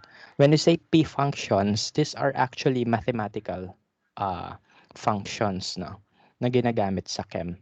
Okay. So when we say P value sa math, we are talking about the negative base 10 logarithm of your number, of your quantity. Sa chemistry, molar concentration 'yon. Okay? So, saan 'to nagagamit? Familiar ba kayo dito? Yes, familiar kayo dito, 'di lang kayo aware, no? Example, pH meter. Yung P sa pH, ibig sabihin nun, negative log. Okay, so ito 'yon. Yung pH sa pH meter, ibig sabihin nun, negative logarithm ng concentration ng H or hydronium ion. Okay? So, yan. So, kagaya ng sabi ko kanina, pag may nakita kayong square bracket, ibig sabihin yan, molar concentration. And yung X, hindi yan limited sa H. Pwede yung pH, okay? Negative log concentration ng H+. Pwede yung POH, negative log ng concentration ng OH. Ano pa? Pwedeng kahit anong element yan. For example, PAG. That's negative log concentration ng Ag ion. PCl, pwedeng negative log concentration ng Cl-.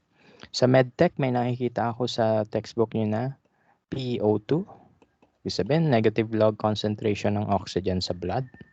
May ganon. Okay. So, yung X, kahit anong elements yan, kahit anong substances yan.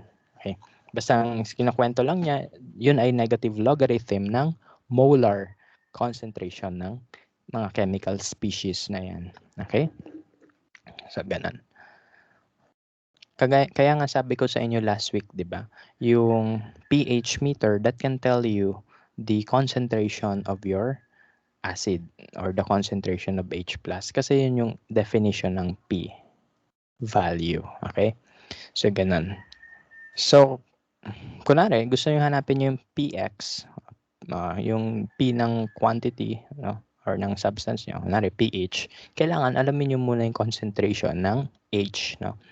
Kunwari, gusto mo hanapin P ng silver, PAG. No? So, kailangan isolve mo muna yung concentration ng silver. Okay? Ito yung question. Sir, pwede po ba the other way around? Kunwari po, may pH meter ako. Alam ko yung pH. Pwede ko po ba malaman yung concentration ng H? Yes. Pwede mo siya makuha. Paano? You just do the anti-logarithm. Okay? Yun yung counterpart ng log. No? Kasi ito log to eh. Logarithm to eh. So kung gusto mo baliktarin, instead of solving for pH, gusto mo hanapin yung H, yung concentration niya, we do the reverse function or the anti-log. Okay? So again, ito yung concentration to Px. Yan yung equation. Pero paano kung gusto mo yung reverse? Gusto mo from Px to concentration. Magdaderive tayo. Yung derivation kahit di nyo na seryosohin. Although, maganda na aware kayo na. Okay. So you just copy first the equation. Pwede nyo kasi ito i-shift solve sa calculator nyo. Kapag kayo pinagpala ng Diyos yung calculator nyo, may shift solve na. Pero kung hindi, magde-derive kayo. Okay. Tuturuan ko kayo mag-derive, don't worry. Sa Anachem, yung mga derivation, papakita ko. Even yung shortcuts, papakita ko. Okay. So, kayo na bahala kung ano yung better para sa inyo. Okay. Kung ano yung pwede sa case nyo. Okay, so yan. So we copy the equation first. Px equals negative log x. Then what's next? You multiply both sides by the negative sign. Okay, so multiply both sides by negative. Okay, so ganun na yan. What's next? Okay. So, ganito gagawin. Para ma-counter natin yung log function, kailangan gawin natin siyang exponent. Okay? Gawin siyang exponent ng ano, kung ano yung base niya. Ano ba yung base ng log dito? Sabi dyan, base 10 log to. Okay? So, base 10 logarithm to. So, para ma-cancel yan, gagawin natin siyang exponent ng 10. Okay? So, ganun yung sabi sa algebra. Okay? So, basically, ang gagawin natin sa equation na to, gagawin natin silang exponents ng 10. So, this will be 10 negative px, 10 raised to negative px, and this will be 10 raised to log log of x. So, ganun. Kung ano yung base ng logarithm mo, yun yung magiging number mo. Tapos, doon mo sila i-erase. No? Yun yung sabi ng algebra. Ano mangyayari? Pag yung 10, ni-raise mo sa logarithm base 10, magka-cancel out yun. Magka-cancel out yan. So, bababa yung x. No? So, you will be left with 10 raised to negative px equals the concentration of x. That's the equation on how to solve for the concentration from the px. No? O kunwari, may pH ka. Hanapin mo yung concentration ng H. Just use this equation. O kunwari, may concentration ka. Gusto mo kunin yung px. Just use this equation. Okay? So, yan dalawang yan. Pakisave yan. Gagamitin natin yan ng malala sa future. Okay? Ibig sabihin ng malala, malala talaga. Gamit na gamit yan. Okay? So, please save the two equations. Okay. So, tapos na siguro kayo mag-screenshot or magsulat.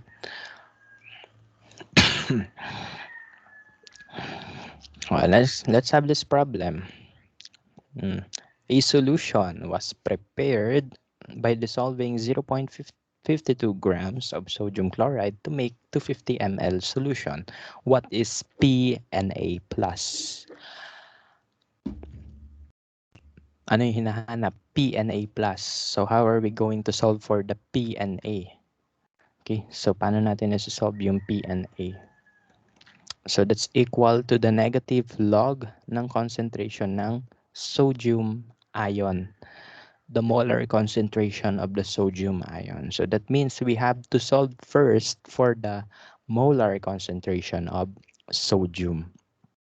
Kaso ano meron tayo dito? Sodium chloride. Pwede ba yun? Pwede, no? Bakit? Ano ba mangyayari kapag yung sodium chloride nilagay mo sa solution? It will dissociate into ions. Magiging Na plus yan and magiging Cl minus. Ngayon, ano yung concentration ng ions after dissociation? Ganito, kung ano yung molar concentration ng NaCl mo, kung ano yung molar concentration na makuha mo dito sa info na to, itong 0.52 grams of NaCl to make 250 ml solution, kung ano yung molar concentration na makuha mo dyan, that is the same as the molar concentration of Na and Cl. Why? Stoichiometry. Okay? If you have 1 mole of this, you have 1 mole of this and 1 mole of that. In other terms, kung ano yung concentration nito, yun din yung concentration nito and yun din yung concentration nun. So, equal sila lahat ng concentration kasi ang coefficients nila lahat ay 1. So, ibig sabihin kung ito 0.1 molar, this one is also 0.1 molar. And that one is also 0.1 molar. So, yun yung solution stoichiometry. Kung ano yung concentration nito, yun na rin yung concentration ng iba. Provided that they have the same coefficients. Okay, so ganun lang. So you solve first for the molarity of NaCl using this info. And nilagay ko na sa baba yung solving. And then we found out that NaCl is 0.036 molar, no, in terms of the concentration. That means the concentration of sodium is 0.036 molar. And yung concentration ng chlorine is, hulaan nyo, 0.036 molar din. Okay, so same sila ng concentration because of the stoichiometry. Okay, so yan. So since alam na natin yung concentration ng Na+, we can use the P function. Okay, so to solve for the P and A, that's negative log of the molar concentration, yung number lang ilalagay syempre. Okay. Then you have your answer 1.45. Yan yung PNA. Okay. So ganun yung gagawin niya ha. Pag hinahanap ang PNA, hanapin muna yung concentration. Okay? So ganun. Next one. A juice has a pH of 5.31. Find the concentration of H+. So ito na kwento na natin. From px to concentration of X, ano equation? Ito. Okay. Yan. So yan na. Yan na yung gamitin nyo. Huwag na kayo mag-derive. Okay? So since ang X natin ay H+, so you plug it here. So H plus equals 10 raised to negative pH. Okay? So you plug in all the info and you will get the final answer. 4.9 times 10 raised to negative 6 molar. Okay? Molar concentration yan agad. Ha? So that's how P functions work. Okay? So yan, tapos na tayo sa concentration units. Tapos na ba tayo sa lesson? Hindi pa. Okay. Maraming equation ngayong araw. Okay, next one, dilution. Ano yung dilution, sir? Di ba kapag nagtitimpla kayo ng iced tea, bakit puro iced tea example ko? Favorite ko yun eh. Okay. Tapos uubuhin ka after. Kaya ako inuubo-ubo ngayon kasi nag-iced tea ako eh. Okay, tamis eh. So, kunwari, nagtimpla ka ng iced tea, sumobra yung powders na nilagay mo. Anong ginagawa nyo? Lalagyan nyo ng tubig. Diba? Kunwari, buko juice, nasobrahan ka ng asukal, ang gagawin mo? Lagyan mo ng tubig. Okay? So, ano yung purpose? Para hindi siya masyadong matamis. Mabawasan yung concentration. Sa chemistry, ganun din. No? Tawag sa process na yon ay dilution. So, dilution is a process in which you add solvent no, in your solution to lessen the concentration of the solute. Okay? Hindi mo babawasan yung solute. Mahirap kunin yung solute sa solution. No? Hindi mo naman pwede kunin yung powder na hinalo mo sa solution, di ba? Ang gagawin mo na lang talaga, magdadagdag ka ng tubig so that the concentration of your solute sa solution mo bumaba. Okay? So, ganun. So, in dilution process, you still have the same amount of moles ng solute mo. So, same moles ng solute before and after, equal lang yan. Ano lang yung nagbabago? Yung volume. Okay? And since the volume is changing, the molarity changes as well. Okay? Recall yung equation, molarity equal mole per volume in liters. If you increase the volume, what will happen to the molarity? It will decrease, no? Because they are inversely proportional. Pag tumataas ang volume, bumababa ang molarity. Pag bumaba yung volume, tataas ang molarity. Okay? So, yun yung dilution. Tataasan mo yung volume so that your molarity will be decreased. Consider that the moles of your substance are fixed. No? Fixed yan. Bigyan ko kayo example. Punta tayo sa ating virtual lab ulit. Punta tayo sa virtual lab.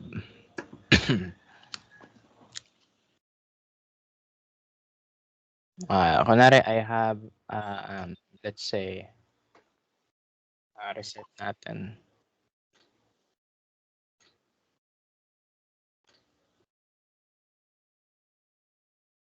Cute ng tunog eh.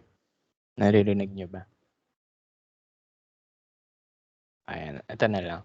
So let's say we have 0.5 moles of copper sulfate in our solution. Okay? And this is the corresponding molarity. 1 molar. Okay? Suppose, taasan natin yung volume. Ano mangyayari sa molarity? Bumaba. No? So from 1 molar, naging 0.5 molar siya. Okay? That's dilution. You can prepare new concentrations out of dilution process. No? So, kunwari gusto mo mas mababa yung concentration, gawin mo, buhusan mo lang ng tubig to your final volume. Okay? And then you will have the new concentration. So, yun yung dilution.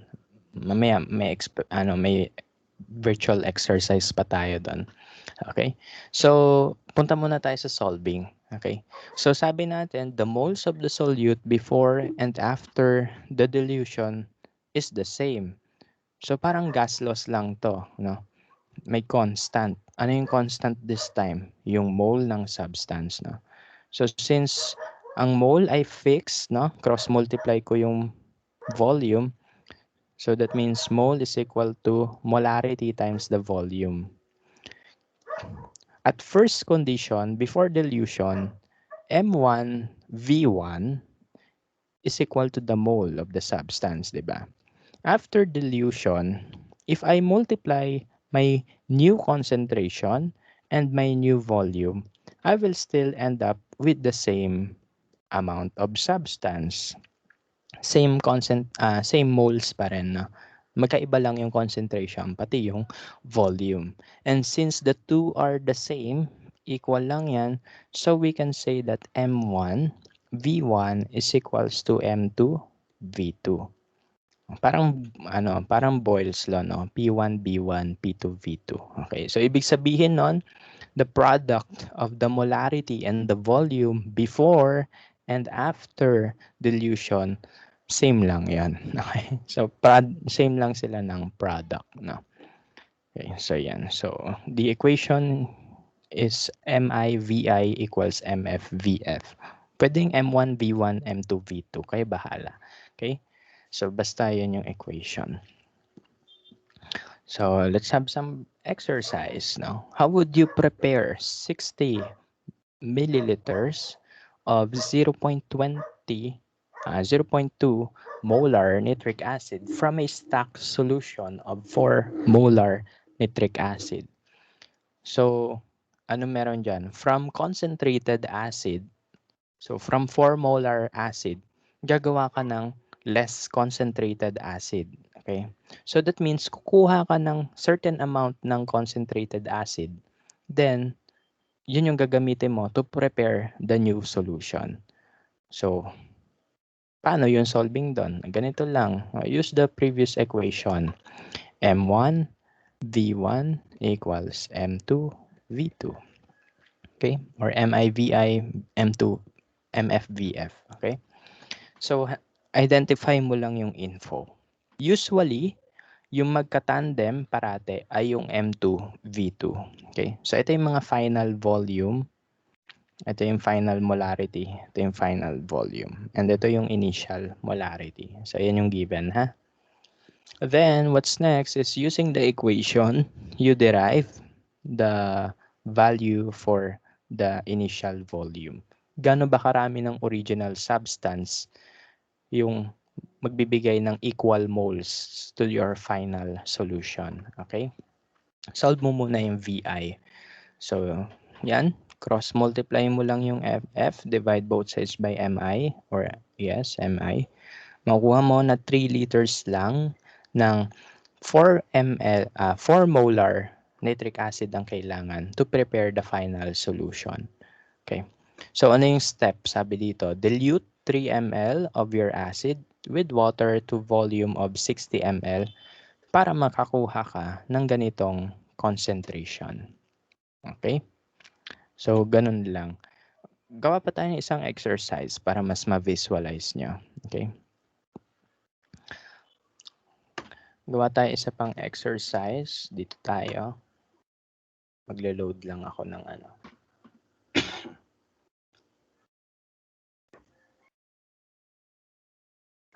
Okay. So, I have stock solution of acids and bases here. Mamimili ako ng ano.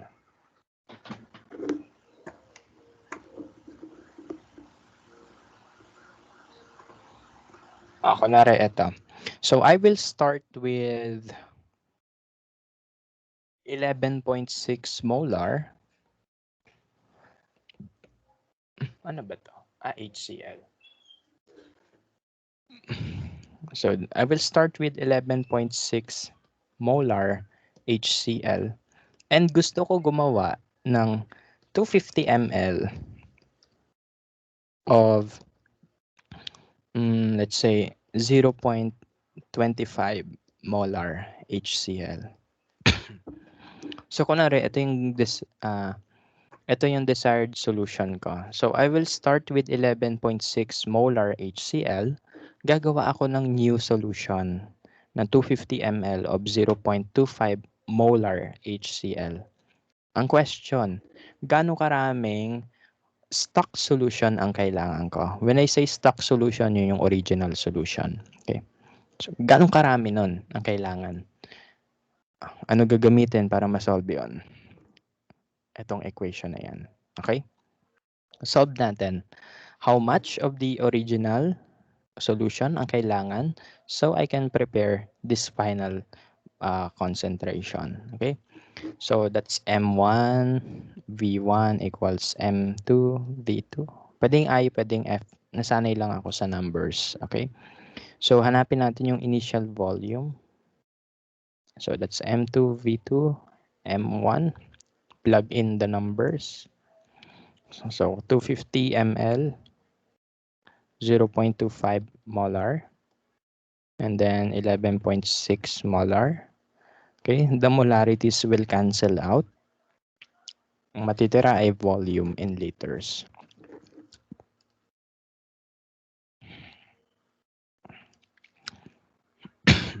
Sabi dito 5.387 39 na lang. Okay.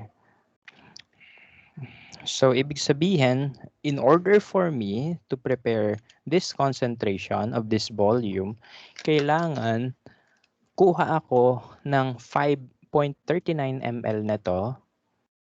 Tapos, yung 5.39 ml na tong original solution ko, dadagdagan ko ng tubig up to 250 ml. So, I will arrive with 0.25 molar HCl. So, let's check kung tama yung solve natin. So, dito sa ating virtual lab, makikita nyo yung molarity. Titignan nyo yung concentration ng H+ mamaya. Kailangan ang final answer pag natapos yung experiment ay 0.25. Okay? So, bantayan nyo yan. So, syempre, kuha muna tayo vol flask, pati tubig. Kuha tayo vol flask, 250 ml daw. So, yun yung kukunin natin. So, this is our volumetric flask. Anong gagawin natin? Sabi sa ating calculation, kuha tayo ng 5.39 ml ng stock solution. So, this is our stock solution. Lalagay natin sa vol flask. Hindi mo siya ibubuhos ng ganun pag nasa lab, ha? Gagamit kayo ng pipette. It just so happened na mas madali ibuhos na lang dito kasi virtual lab naman to kaysa gumamit ng pipette. Pero gagamit ng pipette dapat in person. Pero sa virtual lab, ita-type na lang natin yung number di ba? So, type na lang natin. So, that's 5.39.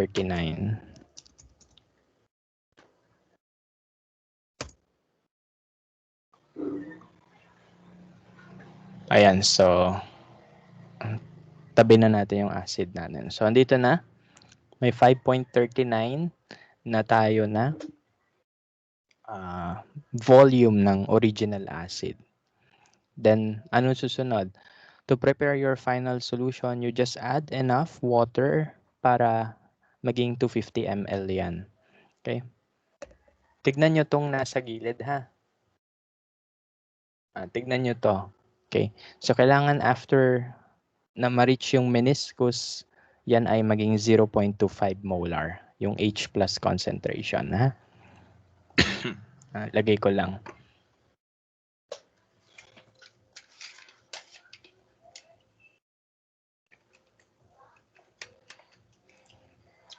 Maglagay muna ako ng 240.61 ml.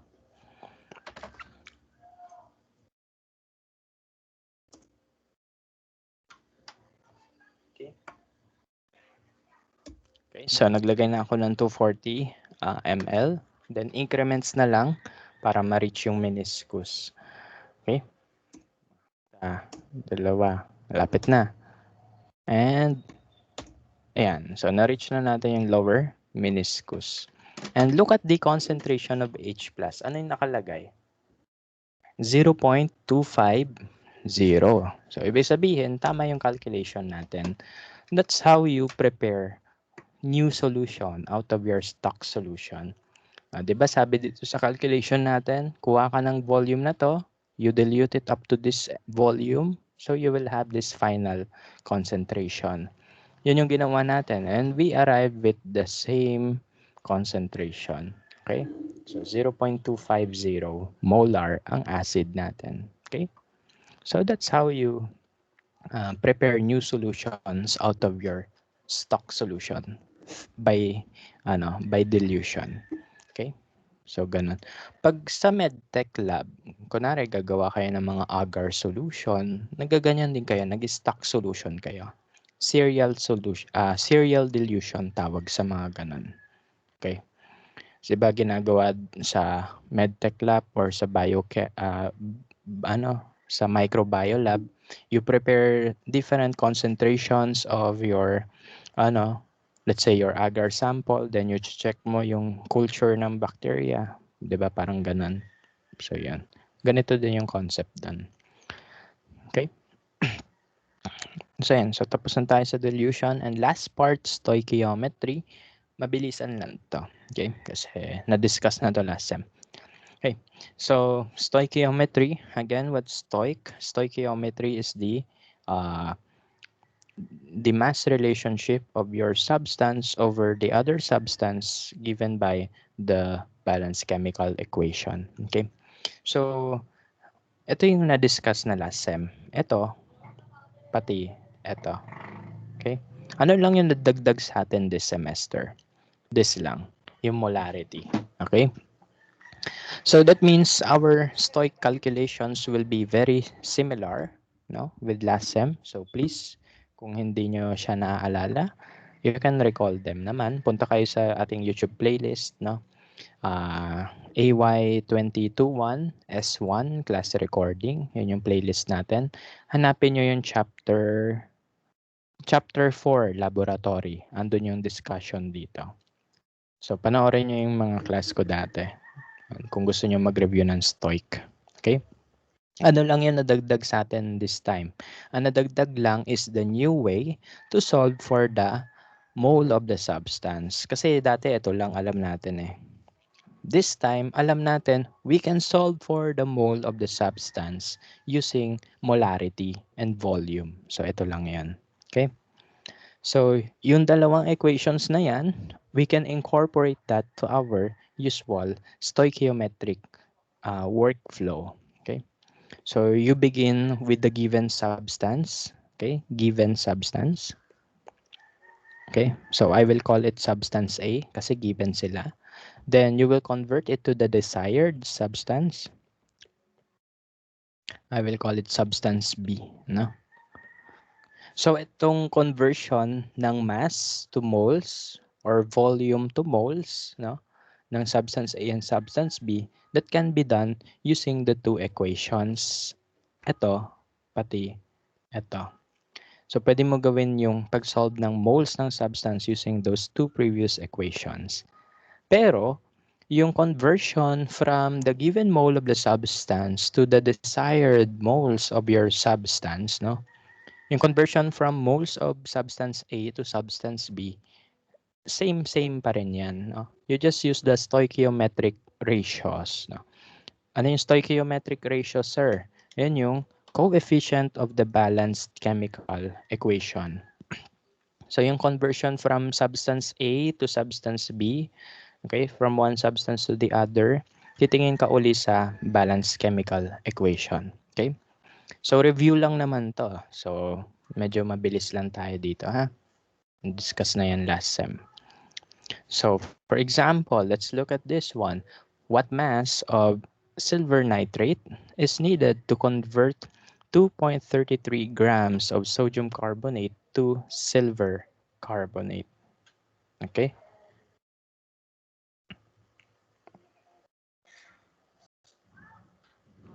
Okay, wala. May na-receive lang akong email. Okay. So, let's convert daw.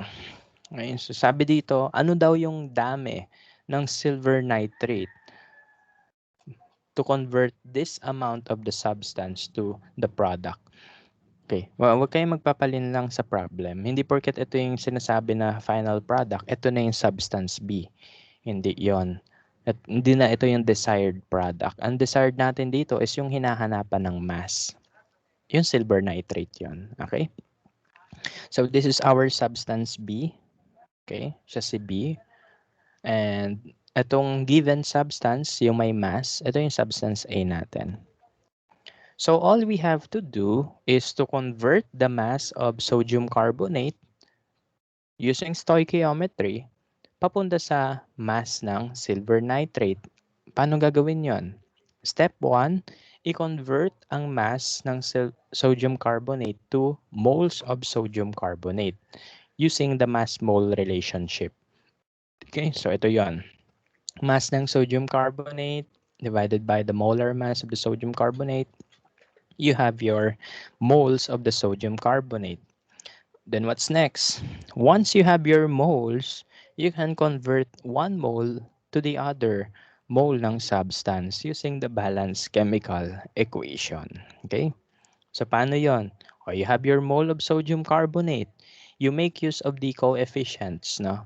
So for every mole of sodium carbonate, there are 2 moles of silver nitrate needed. So in equation, that's 1 mole of sodium carbonate sa baba, 2 moles of silver nitrate sa taas. Saan po nakuha yung 1 and 2? Sa balanced equation. So dito yung 1, ito yung 2. Okay? So yan. So you have to convert this moles of sodium carbonate into the moles of silver nitrate. Okay? And then we have now the moles of our silver nitrate, which is 0.0440 moles. No? And finally, since mass ang hinahanap, we multiply the moles of silver nitrate by its smaller mass para makuha yung mass ng silver nitrate na needed. Okay? So stoic lang yan. Ito lang yung ginawa natin. Itong flow chart lang na to. Yung mass ginawang moles, yung mole kinonvert sa other mole, then lastly, yung mole kinonvert sa mass uli. Okay? So that's the stoic process. Ngayon, sa next problem, let's check no kung paano i-apply yung molarity. Okay? And then yung stoichiometry pa rin. Recall lang tayo no. So sa Friday, doon tayo magso-solve na. Okay, so I will give you time to solve. Then pag nag-meet tayo, magsasagot tayo no. Magre-recite tayo. So sa ngayon, ito pa pala. What mass of silver carbonate will be formed, no? So we know that 0.22 moles of sodium carbonate is needed, 'di ba? So since alam mo na yung moles nito, you can convert the moles of sodium carbonate to moles of silver carbonate. Since 1 is to 1 lang yung coefficient nila, so ibig sabihin nun, kung ano yung moles nito, yun na rin yung moles ng silver carbonate. Okay? Then eventually, to get the mass of silver carbonate, you have to multiply the moles of silver carbonate by its smaller mass. So we get the answer 6.07 grams of silver carbonate. Okay? So stoic pa lang yan, ha? Sana naaalala nyo pa. Ito naman, next problem. Let's make use of the molarity naman. Okay, so basahin natin yung problema sa buhay. What mass of silver carbonate will be formed or is formed when 25 ml of 0.2 molar silver nitrate are mixed with 50 ml of 0.08 molar sodium carbonate? Pag pinaghalo daw natin yung ganyang amounts ng substances, ano yung mass ng product na mabubuo? Alamin natin, okay? So, tignan muna natin yung problem. Ano yung given substance? 25 ml of 0.2 molar silver nitrate. So, ito yon. 25 ml, 0.2 molar silver nitrate. Ano pa yung isang given? 50 ml of 0.08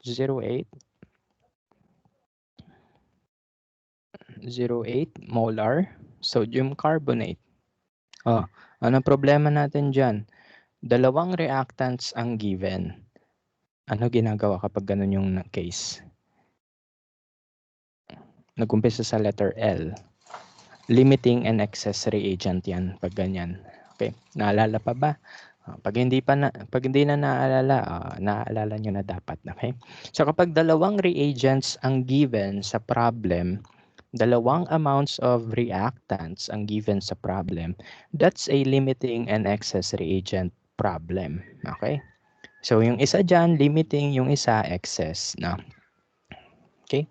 So that means hahanapin natin yung theoretical yield, yung moles ng product na mafo-form per substance, no? Yun yung mga gagawin natin, okay? To solve this problem. Okay, so unang gagawin nyo muna, you identify the moles of each substances. Alamin mo kung ilang moles ng sodium carbonate meron. Alamin mo kung ilang moles ng silver nitrate ang meron. So you can do that using the molarity equation. To get the moles, that is just molarity times the volume in liters. So that means I have 5 times 10 raised to negative 3 moles of silver nitrate and 4 times 10 raised to negative 3 moles of sodium carbonate. Step 1 pa lang yon. Dalawa agad sinolve mo. Ano yung step 2? You convert those moles of the substances, no, to your product. Ano yung desired product natin? Ito, yung silver carbonate. No? So ito yung substance A1, ito yung substance A2.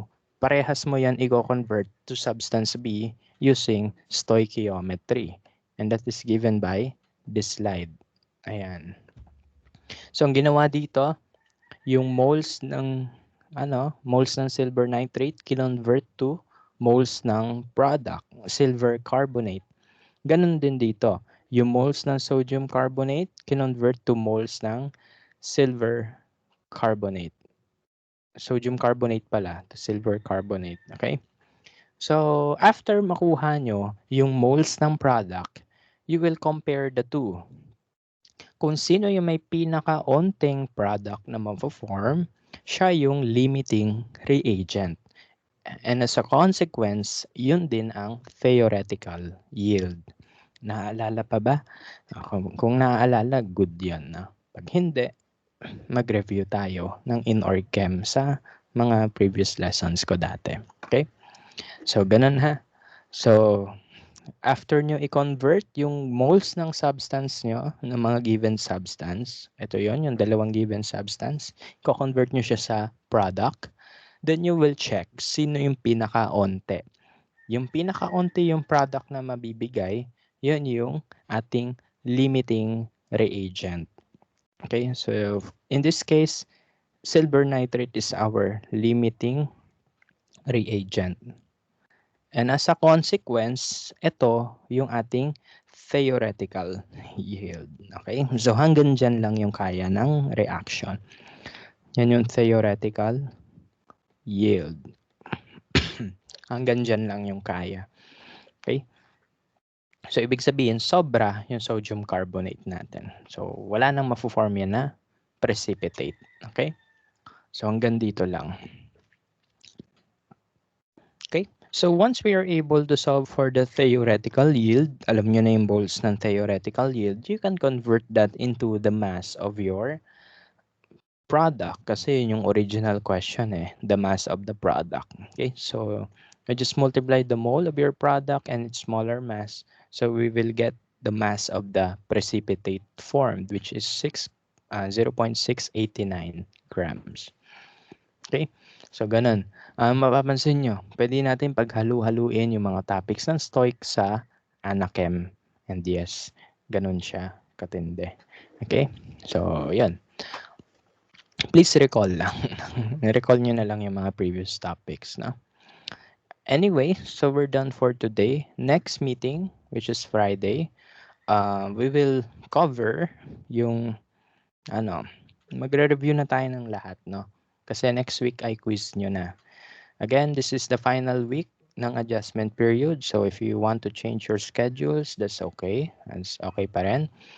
Kasi by next week, wala na. Tuloy na yung laban talaga. No? So magkuquiz na kayo sa akin about this topic. Okay? So next week, sasagutan natin to lahat. Although you can start answering them. No? Yun lang. To give you an idea kung paano to sagutan, although magbibigay pa ako ng additional problems. No? So, etong ano na to, ionic compound na to, pag nilagay mo yun sa water, it becomes 3 potassium ion and FeCN 6 minus 3 ions. Complex yan eh. So basta yan yung yan yung equation for this one. Then you can derive the stoichiometric factors, no, using the coefficients 1, 3, 1, okay? So yun, you can try working with this problem at home. Although I will upload worksheets by Thursday. Pwede kayo mag-practice. Then by Friday, magsasagot na tayo. Okay? So, ganun. Para pagdating ng quiz, perfect nyo na. Okay, so good luck. And yan, hopefully, naalala nyo yung mga stoic stuff. Especially yung mga limiting and excess reagent. Important yon ha? Okay, pati yung conversions. No? So, yan. So, ito na po yung ating virtual lab links. Yung mga ginamit natin today. You can check them na lang. Okay. So, yun lang. You can explore the you can explore the virtual lab. No? Dun sa worksheet may ilalagay ako ng virtual lab activity. Although di siya graded, pwede nyo pa rin i-practice siya. Okay? Actually, may virtual lab activity dito. No? So, ito yun. Yung making solution from solids. Ito yung gagawin din natin next meeting. Okay, so dito, andito yung instructions. Isi-solve natin yung corresponding mass. Okay? Okay, gagawa tayo ng solutions dito. Okay, so yun lang. I'll see you again sa Friday. So, for now, adjourned na yung classes natin. So, I'll see you again next meeting. Okay. So, stay safe and ingat. So, a copy of this class recording will be uploaded on YouTube mamayang gabi. No. If hindi gabi, bukas. No. So, yan. So, yan. Thank you and bye-bye. Ingat po kayo.